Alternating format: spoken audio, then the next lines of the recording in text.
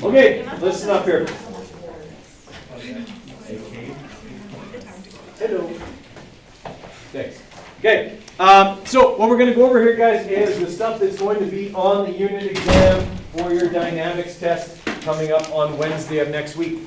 All right, so we'll go kind of in the order in which we covered things. I'll tell you whether it's going to be multiple choice, written response, or both. Okay, give you an idea of how much of each concept is going to be on there. Okay, all the stuff I usually do for a unit exam review. Okay, so it'd be a good idea to write a few of these things down. Okay, obviously the first thing we went over, okay, is Newton's first law. Okay, the good news about Newton's first law, there's no problem solving to do with Newton's first law. So this would be something that would be primarily tested then in the multiple choice. Okay, remember that we can sum up Newton's first law in one word, that word being inertia. Okay, but it effectively says that in the absence of a net force, an object will either remain stationary or continue traveling at a constant velocity. Okay, because there is no net force to cause any acceleration. Right, so make sure you're aware of that so that you understand if a situation involves Newton's first law. Okay. It also comes into play a little bit with some of our Newton's second law questions where we see the key words constant velocity. Then we know the net force is what? 0. Okay, and the acceleration is 0 and all of that stuff. Okay, and remember that the measure of your inertia is your mass. The more mass you have, the more inertia you have. Okay? All right, second thing we covered, and it's the biggest thing in this unit, Newton's second law. Okay, we spent at least half the unit on just that concept. So is that going to be pretty heavily weighted on the exam? Yes. Okay. Like if I was only going to study one thing, I'd really be upset that I was only going to study one thing because I'd be really screwed on the test because there's more than one thing there. But besides that, okay, if I was only going to study one thing, it would be this, okay, because it is worth more than anything else on the exam. Okay. All right, so Newton's second law says that net force is mass times acceleration, and it is also the vector sum of all forces. Do we use both in pretty much every question? Okay, we did. So it's something that we definitely need to be able to do. What's Mr. Coderre's favorite kind of Newton's second law question? Stupid ones. Inclined plane. Inclined planes. I have a thick skin, so I'm not going to let you see me cry. Okay, so yeah, inclined planes. Okay, so I would expect to see one of those on the exam because that's the way I roll. Okay. So make sure that you know how those work. Okay. Now, is there any other questions? Oh yeah, there's lots of other. But I'm just saying that's my favorite kind, so definitely expect to see that. Like, is there any others that should be expected? Not that I care to reveal. Okay. Yeah, there are, but not that I care to reveal. Any ones that we have done multiple examples of, I would say would be game. Okay? And I have pointed out in some of the other classes in this unit, okay? Hey guys, you know, this is a pretty typical Newton's second law question that I almost always put on a test. Anytime I say that, you should really write that down because I'm not snowing you. Okay? That's totally something I would do. Okay? All right, so make sure that you are able to do those kinds of questions. Vectors obviously could come into that. You could get a question that is a Newton's second law question that involves vector addition. Okay, being able to do the tail to head stuff. Okay, because that was on your assignment. We did a number of questions like that. Okay, you know, and we did, you know, some static stuff, things like that. Okay, those are kind of the major categories of questions. Since this is a, you know, a test that's going to be mostly Newton's second law, the major categories would be the ones to look at. Okay, and then Newton's third law. Every action is an equal and opposite reaction. Okay, there'll be some multiple choice about that for sure. And there'll be some multiple choice about Newton's second law as well. But there is one written response item about Newton's third law. 2 boxes, just like we did in class.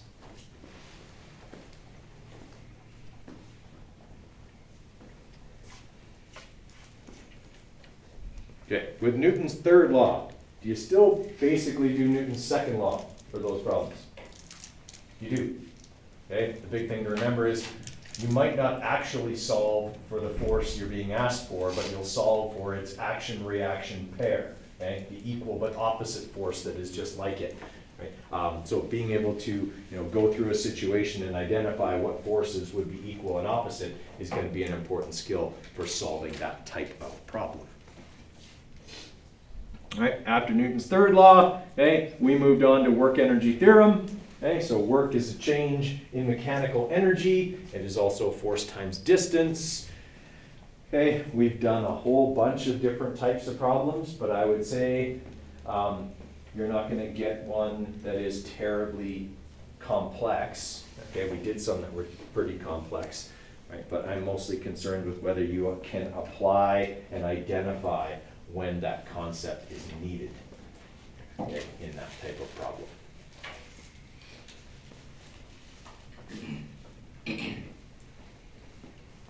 Okay, and then after that, we went on to conservation of mechanical energy. That was what we were working on yesterday. We'll probably do a little bit more of that on Monday, okay, along with our lesson on power that takes like a grand total of 30 minutes. Okay, and then we'll work on some conservation of energy on Monday as well. Okay, these problems will not be any more difficult than the ones we've already done in class. Okay, roller coaster, kids sledding down a hill, bomb being dropped out of a plane. Okay, like all of those, person jumps off a, bungee jumps off a cliff or something like that. Okay, those are all conservation of energy type questions. Okay. All right, and then the last thing that we haven't gone over yet is power. Okay, and like I said, that takes us a grand total of 30 minutes. There is no problem solving to do with power. Okay, there is one question in the multiple choice about power, and it simply checks whether you understand what power is. Okay, we'll go over that. It's how quickly work gets done. Okay? Something is more powerful, it can do the same job faster than something less powerful. Like if you had a 1,000 watt hair dryer versus a 1,500 watt hair dryer. The 1,500 watt hair dryer would dry your hair faster, okay? Because it is more powerful. Power's pretty easy. Okay? Right? Like a 100 watt light bulb is brighter than a 60 watt light bulb. Pretty simple stuff. All right, that's what's on there. Okay, now detail about the test.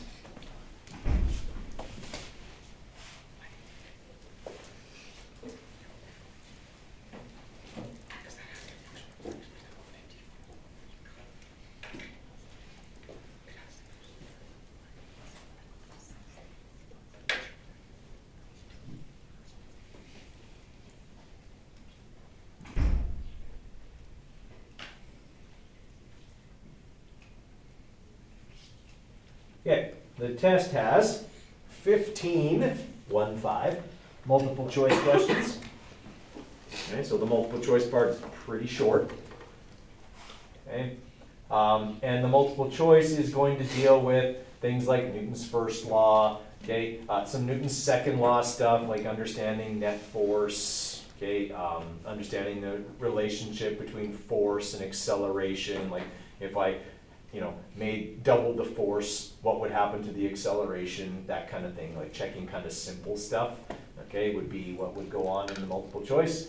Some net force stuff, Newton's first law stuff, some conservation of energy stuff, mostly again just checking your understanding of it, not problem solving, because that's already in the written part, okay? This is simple stuff that doesn't really involve any complex calculations, maybe other than like addition and subtraction. Okay. Some more Newton's second law stuff, a little bit of Newton's third law stuff. Newton's second law, work energy theorem. Newton's first law, work and energy, power. Okay, so the one power question I was telling you about. Okay, and then in your written response, you have a Newton's second law problem. Sorry, there are 6 written response items. A couple of them have a part A and a part B. And out of how many marks? It is out of 44, so the whole test is out of 59. Okay, so you got a Newton's second law question, then you got your Newton's third law question, the 2 boxes.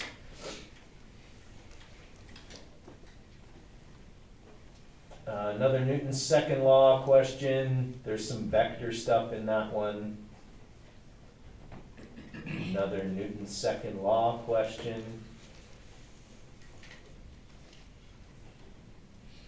A work energy theorem question that has a part A where you do the calculating and a part B where you do the explaining.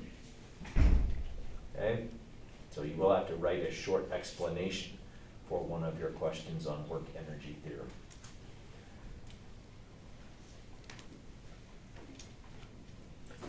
And then a conservation of energy question with a part B that has to do with work energy theorem. So combining the 2 energy concepts into one.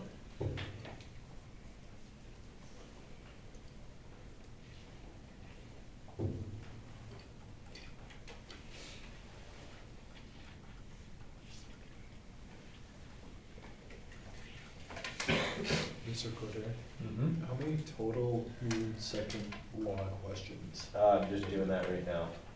Okay. Pretty sure you said.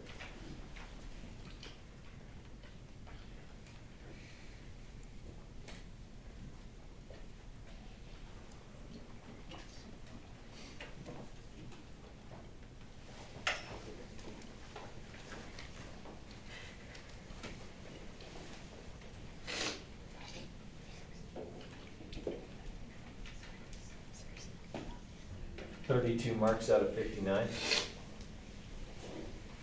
So I said it would be slightly more than half. It's slightly more than half. 32 marks out of 59 are Newton's second law. Okay, so that one might be important. Okay. The next biggest thing is probably work energy theorem and conservation of energy. So just energy would be the next biggest thing.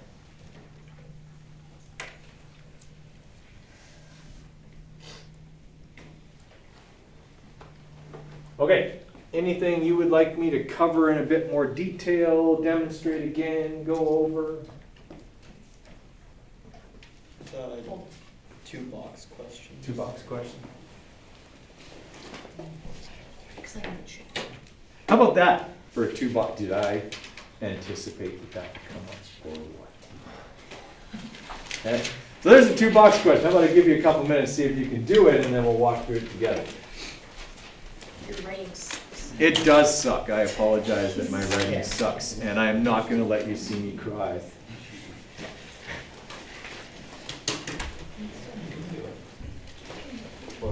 Wait, is it the Okay. same both ways? No. A and B, B on A and A on B are equal but opposite. Oh, so it's negative. Okay, Yeah. let's have a look at this one first. Okay, which box am I going to need to use to solve this? B. Okay, I don't know anything about box A. I don't know how much friction there is. I don't know how hard B pushes back on it, and I don't know what the applied force is. They just told me there is one. Well, that's helpful. Okay, so all I can do is use box B for this situation. Okay, so I'm going to have my 9.0 kilograms. See, I'm taking my time writing neatly. Okay, what are the forces acting on the 9 kilogram mass? Well, there's the force of A on B, and there's the force of friction acting back. Okay, I know the force of friction because they told me that it's 8.5 newtons. Okay, what else can I calculate about box B? F net. I have its mass and its acceleration. Okay, so I'm going to say F net equals 9 kilograms times 1.3 meters per second squared. Should have started that calculator earlier. What does that come out to? What was 9 times 1.3? Never mind, I'll punch it in, nobody's ready. 11.7. Well, now it's too late, now I'm already into it. 9.0. Yeah. Okay, so 11.7 newtons, and that would be to the right, because that's the way it's accelerated. All right, that number can also be calculated by adding the force of friction and the force on A and B together. Would you agree? Vector sum of all forces. So since I know what the two forces add up to, and I know one of the two forces, can I find the force I don't have? Why do I want to find that force? That's not the force the question asked for. It'll help you out. Because the negative reciprocal of that force is Right. finding force. The action-reaction pair to that force is the one the question is asking for. I don't have any way to solve for that one, so I'll solve for its action-reaction pair instead. Okay? They want the force of B on A. I can find the force of A on B. Since it's Newton's third law, I know they're equal but opposite. Okay? So I am going to say then that the net force equals the force of A on B plus the force of friction. And I'm going to subtract the force of friction over to the other side. So F net minus the force of friction equals the force of A on B. So that will be 11.7 minus negative 8.5. Why do I have to make it negative? Because it's backwards. Yeah, I got to put that on there. All right, so when I do that, so I'm going to have 11.7, okay, plus 8.5, 20.2 newtons. All right, so the force of A on B comes out positive, which means it's to the right.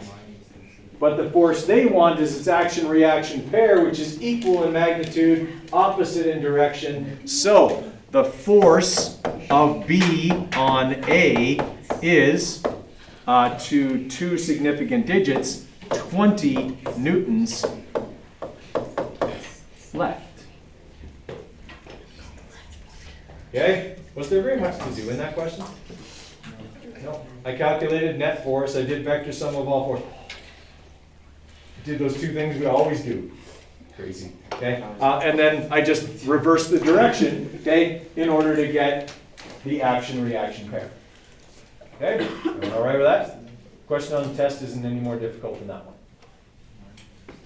Okay? All right. What else? Can we do question 27 on the unit review? 27. Is that one of the work energy theorems? Yeah.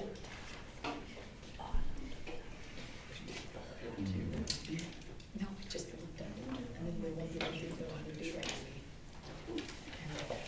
And it was 27.36. Hang on, I gotta find it.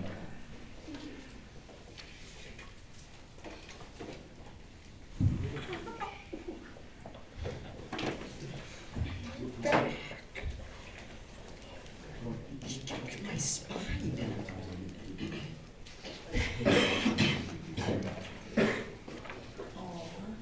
Question 27. It's at the very bottom. Nice.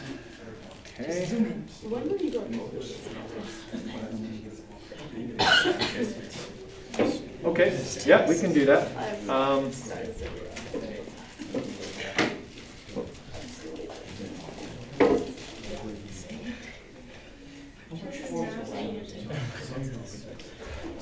What was my acceleration?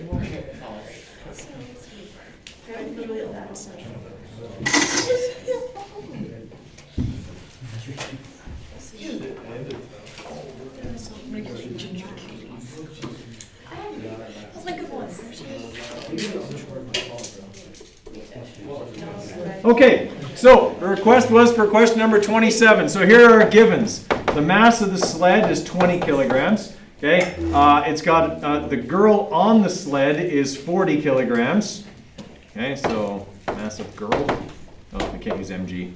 MP. Okay, it'll be more politically correct that way anyway. Okay, 40 kilograms. Okay, sliding at 12 meters per second.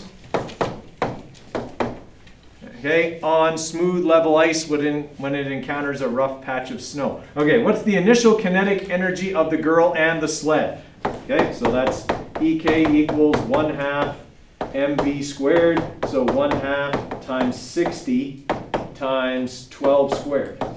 Okay, that'll get us our initial kinetic energy. Okay, so 4,320 joules. Okay, the rough ice exerts an average opposing force of 540 newtons. And what distance does the sled stop? Okay, so here's what we have to realize about that piece of information. That is now the what force? The net force. It's a level piece of ice. Okay, that means gravity and normal force cancel, and that would be the force that's causing the sled to change speed. So it's the net force. Force of friction is the only force. That's my sum of all forces part. Okay, so my F net, okay, would be 540 newtons. If I want to find the acceleration, I take F net, I divide it by the mass. So 540 over 60. Whoops. 540 divided by 60. All right, so there's the acceleration. Wow, I don't know how that girl stayed on the sled. She should have gone flying off of the sled according to Newton's first law.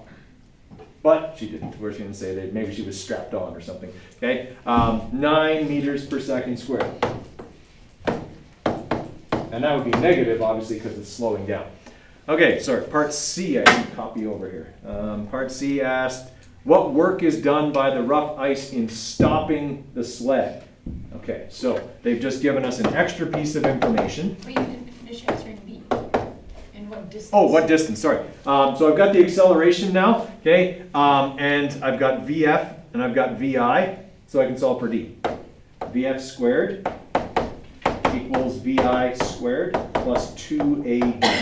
Okay, so if I want to find that distance, VF squared minus VI squared over 2A, okay, should equal D, so that'll be 0 minus 12 squared divided by 18, 2A.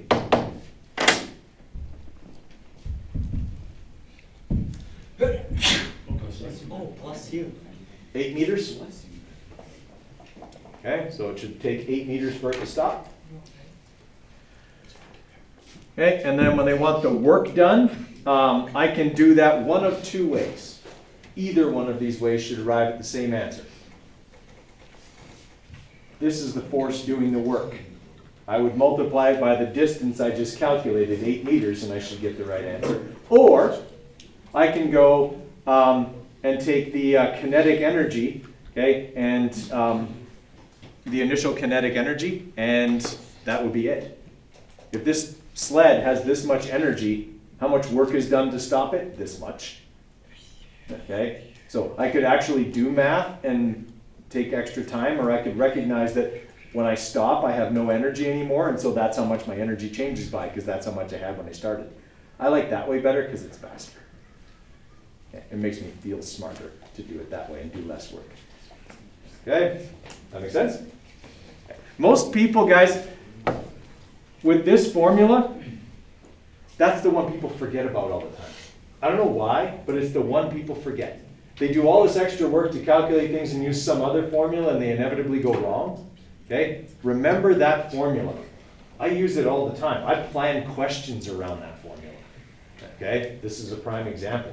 Right? People usually struggle with that question because they forget about that formula. All right, what else?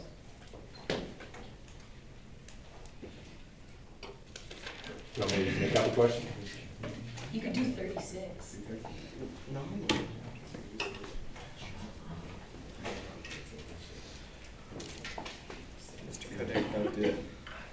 Okay, so this would be the force that's going to cause it to stop, right? The 4 newtons going up the ramp. Well, that and force parallel are going to work together to stop it.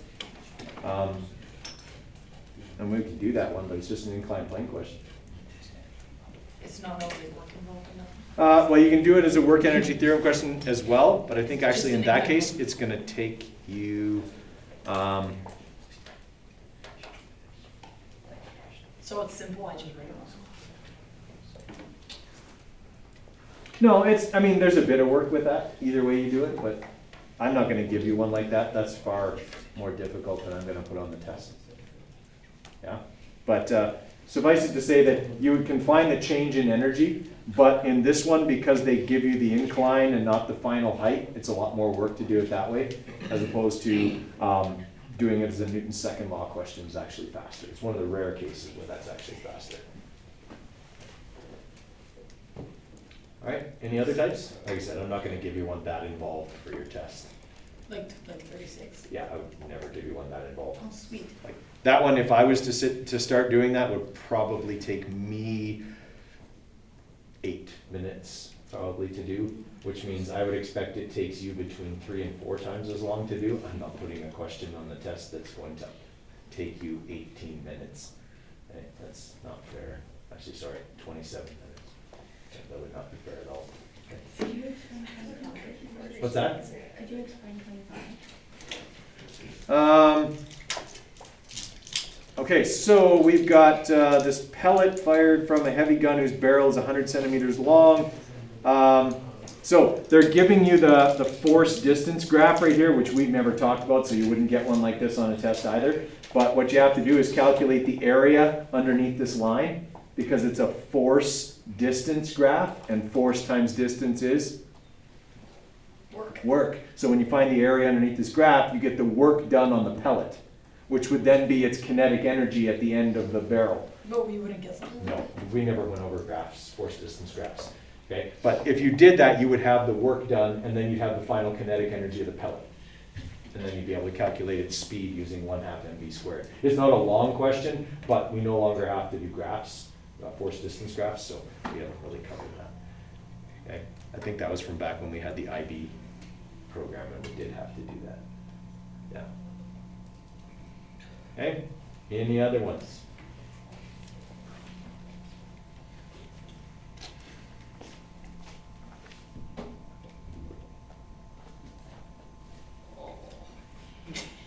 I hate you.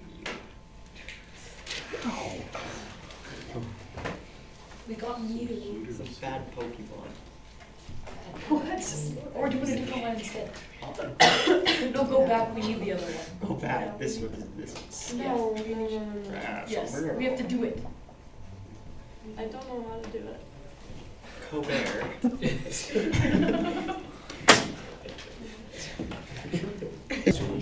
Okay, let's have a look at this one. I like the process that was going on here, because everything I heard was good reasoning. Okay.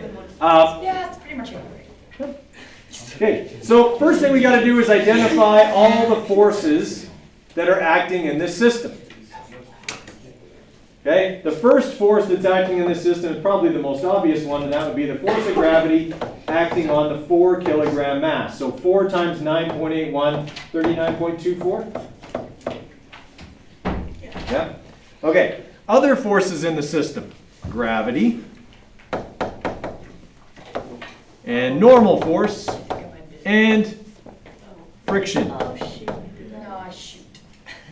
Okay? I mean, we have mu here. There's got to be a force of friction involved. No, we got Okay? So, friction is only going to act on the 6 kilogram mass because this is hanging.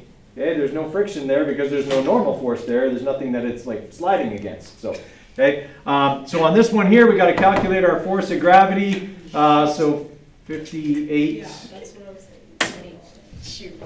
So 58.86, right? Couldn't tell you. Couldn't tell you. Pretty sure. Okay. What do I get if I'm right?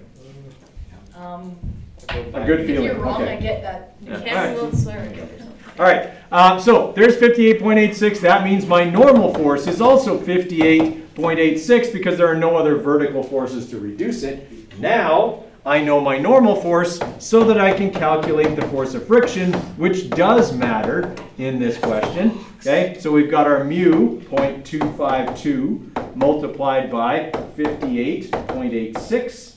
You suck. You suck. Hey, be nice. Okay, 14.83 newtons. Okay, now these forces become unimportant because they cancel each other out.